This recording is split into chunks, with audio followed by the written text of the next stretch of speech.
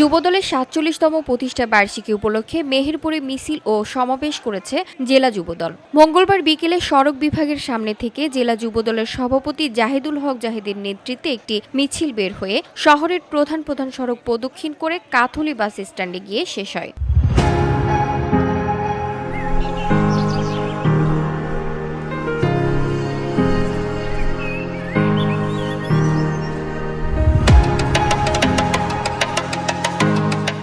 সাবেক ছাত্রনেতা আহমেদ রাজীব খানের পরিচালনায় সভাপতিত্ব করেন মেহেরপুর জেলা যুবদলের সভাপতি জাহিদুল হক জাহিদ। এ সময় সমাবেশে প্রধান অতিথি হিসেবে বক্তব্য রাখেন পৌর বিএনপির সাবেক সভাপতি জাহাঙ্গীর বিশ্বাস, পৌর যুবদলের আহ্বায়ক সামিউল ইসলাম লিজন, সদস্য সচিব নওশেদ আহমেদ রনি, কুতুবপুর ইউনিয়ন যুবদলের সভাপতি শামীম হোসেন, সদর উপজেলা যুবদলের সদস্য সচিব কামরুজ্জামান বিপ্লব সহ অন্যান্যরা।